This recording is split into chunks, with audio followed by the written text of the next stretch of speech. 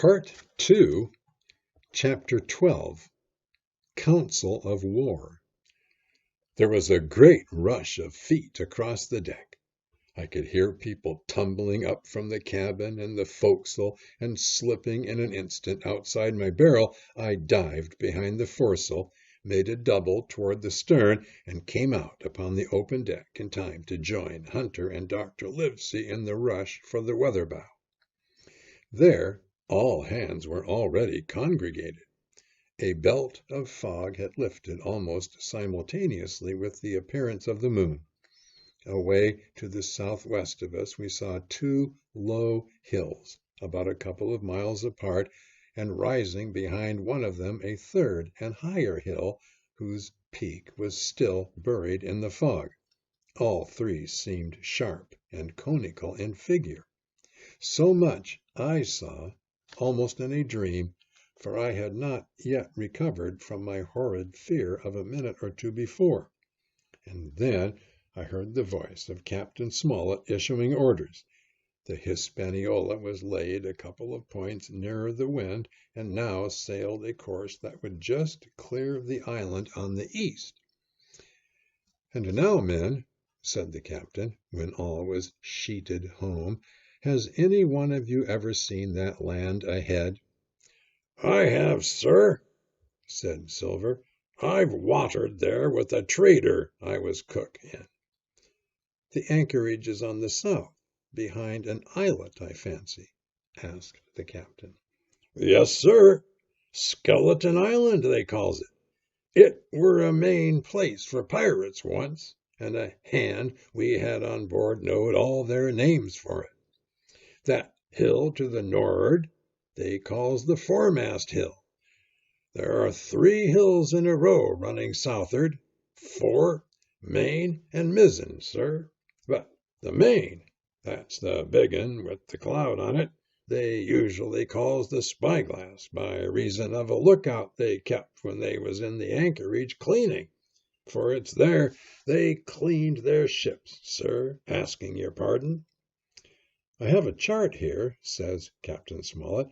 "See if that's the place." Long John's eyes burned in his head as he took the chart, but by the fresh look of the paper I knew he was doomed to disappointment. This was not the map we found in Billy Bones' chest, but an accurate copy, complete in all things, names and heights and soundings, with the single exception of the red crosses and the written notes. Sharp as must have been his annoyance, Silver had the strength of mind to hide it. "Yes, sir," said he. "This is the spot, to be sure, and very prettily drawed out. Who might have done that, I wonder? The pirates were too ignorant, I reckon. Ah, here it is. Captain Kidd's anchorage. Just the name my shipmate called it. There's a strong current runs along the south, and then away nor'ard up the west coast. Right you was, sir," says he, "to haul your wind and keep the weather of the island. Leastways, if such was your intention as to enter and careen, and there ain't no better place for that in these waters." "Thank you, my man," says Captain Smollett. "I'll ask you later on to give us a help. You may go." I was surprised at the coolness with which John avowed his knowledge of the island, and I own I was half frightened when I saw him drawing nearer to myself. He did not know, to be sure, that I had overheard his counsel from the apple barrel, and yet I had by this time taken such a horror of his cruelty, duplicity, and power that I could scarce conceal a shudder when he laid his hand upon my arm. "Arr!" says he. "This here is a sweet spot, this island, a sweet spot for a lad to get ashore on. You'll bathe, and you'll climb trees, and you'll hunt goats, you will, and you'll get aloft on them hills like a goat yourself. Why, it makes me young again. I was going to forget my timber leg, I was.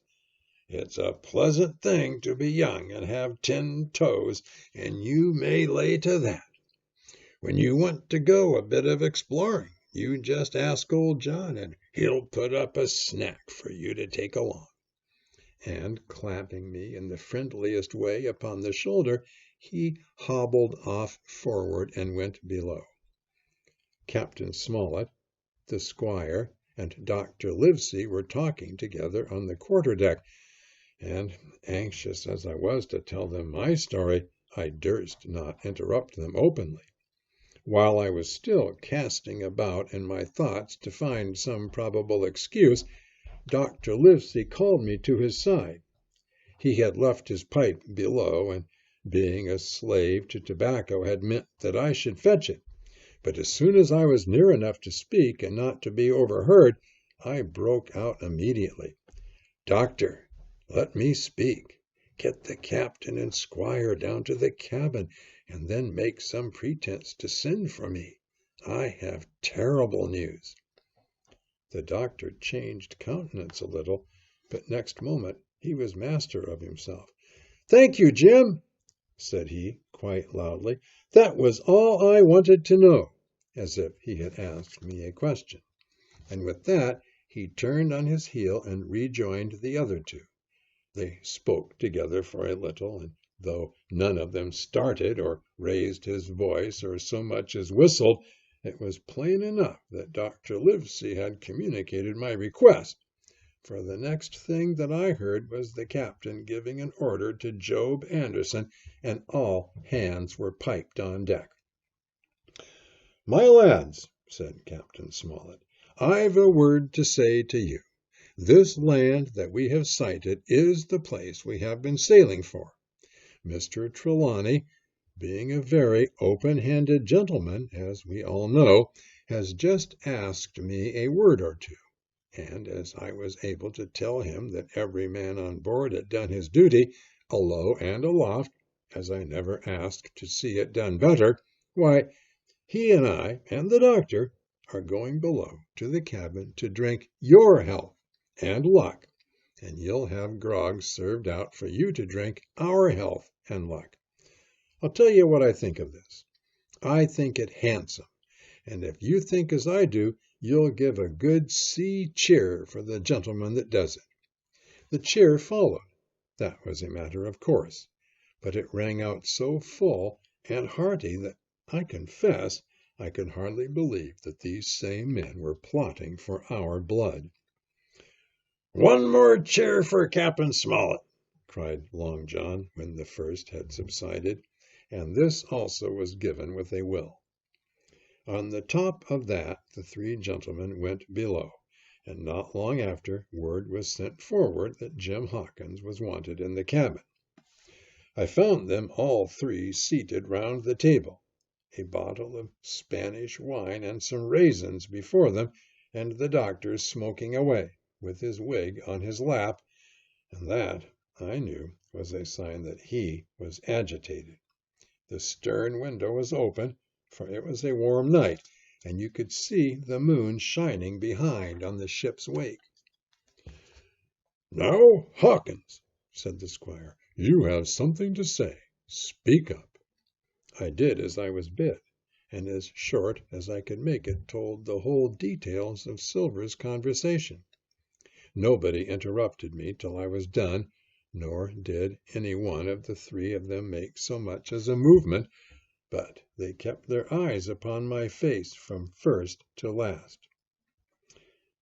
"Jim," said Dr. Livesey, "take a seat."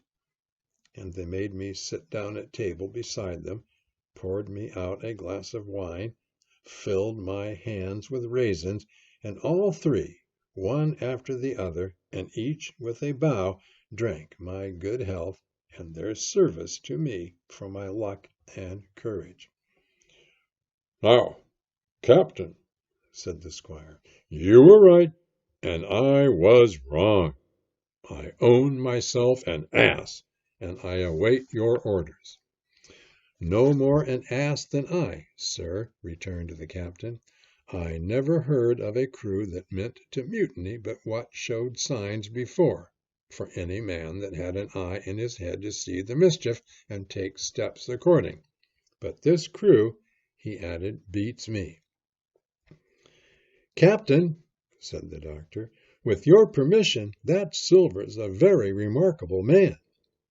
He'd look remarkably well from a yardarm, sir, returned the captain. But this is talk. This don't lead to anything. I see 3 or 4 points, and with Mr. Trelawney's permission, I'll name them. You, sir, are the captain. It is for you to speak, says Mr. Trelawney grandly. First point, began Mr. Smollett. We must go on because we can't turn back. If I gave the word to go about, they would rise at once. Second point, we have time before us, at least until this treasure's found. Third point, there are faithful hands. Now, sir, it's got to come to blows sooner or later, and what I propose is to take time by the forelock, as the saying is, and come to blows some fine day when they least expect it. We can count, I take it, on your own home servants, Mr. Trelawney. As upon myself, declared the squire. 3, reckoned the captain. Ourselves make 7, counting Hawkins here. Now, about the honest hands? Most likely Trelawney's own men, said the doctor. Those he had picked up for himself before he lit on Silver. Nay, replied the squire, Hans was one of mine. I did think I could have trusted Hans, added the captain. And to think that they're all Englishmen, broke out the squire. Sir, I could find it in my heart to blow the ship up. Well, gentlemen, said the captain, the best that I can say is not much. We must lay to, if you please, and keep a bright lookout. It's trying on a man, I know. It would be pleasanter to come to blows, but there's no help for it till we know our men. Lay to and whistle for a wind. That's my view. Jim here, said the doctor, can help us more than anyone. The men are not shy with him, and Jim is a noticing lad. Hawkins, I put prodigious faith in you, added the squire. I began to feel pretty desperate at this, for I felt altogether helpless. Yet, by an odd train of circumstances, it was indeed through me that safety came. In the meantime, talk as we pleased, there were only 7 out of the 26 on whom we knew we could rely, and out of these 7, 1 was a boy, so that the grown men on our side were 6 to their 19.